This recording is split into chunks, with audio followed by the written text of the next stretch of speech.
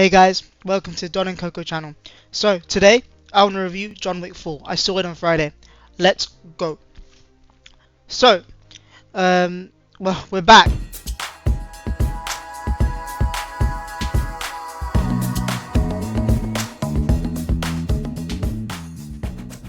Huge adventure where we had this unkillable man, basically someone who could kill someone with a pen.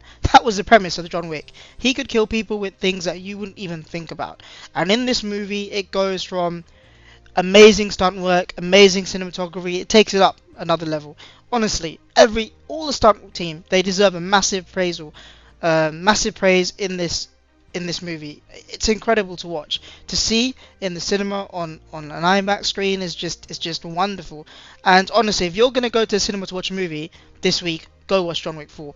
It will blow your mind from head to toe, in more ways than one. Pun not intended, but intended at the same time. Honestly, it's incredible.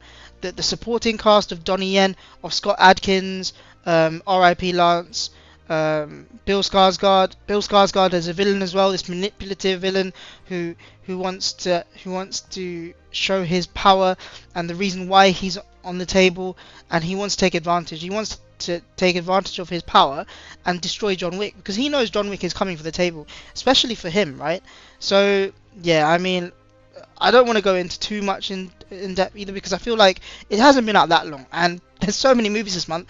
People probably still want to go watch John Wick. They may catch it on over the Easter holidays and stuff, so I'm not going to go into spoilers and stuff because there are some huge spoilers in this movie. It's an emotional ride for me.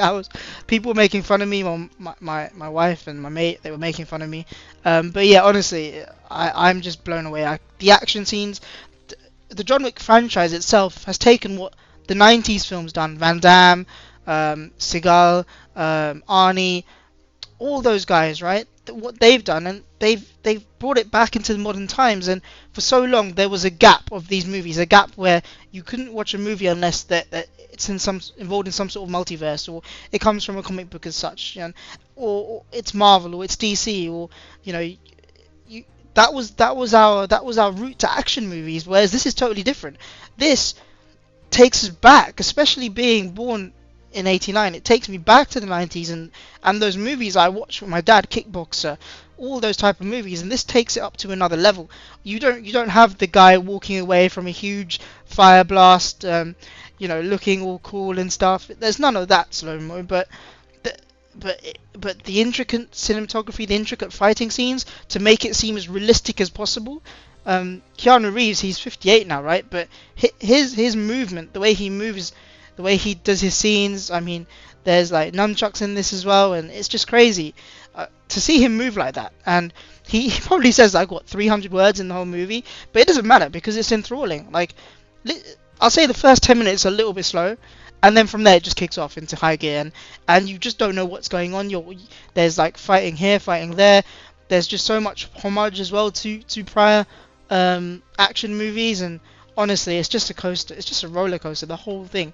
And Donnie Yen, can I just say, Donnie Yen is now, he's always been one of my favorite martial artists in terms of cinema, but now he's definitely probably at this current time he's number one for me. I mean, he is just so cool, and he makes the movie just so interesting, playing this blind, haphazard martial artist where, you know, you can see he's not obviously no one's comfortable being blind, but you know, he still makes it work. He can still do things, and he uses certain gadgets as well to find people because he can't see where he's going. And you know, his senses, he's not Daredevil, he's not established, he hasn't got a superpower, but yeah, it's super realistic in the way he uses his blindness to fight. And yeah, it's crazy.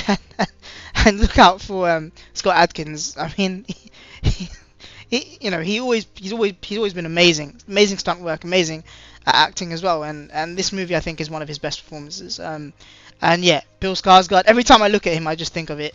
I think of Pennywise the clown, and you're waiting for him just to smile, just so his lips point up. But no, in all honesty, he does a really good performance as the bad guy, right? As the archetype. Yeah, it's just yeah. Honestly, guys, there's not really much more to say. I mean, all I can say is you have to go see this movie, and you just have to do it. Like, if you want to go have mindless fun with the standard plot line, and just have a great time in the cinema. Get your snacks out, get your drinks out. It's 3 hours long.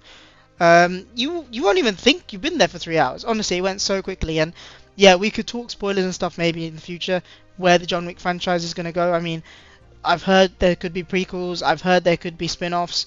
But it's an interesting world, right? So yeah, definitely guys, go check it out. Let me know what you think. Peace. Have a good week. Yeah. Take care.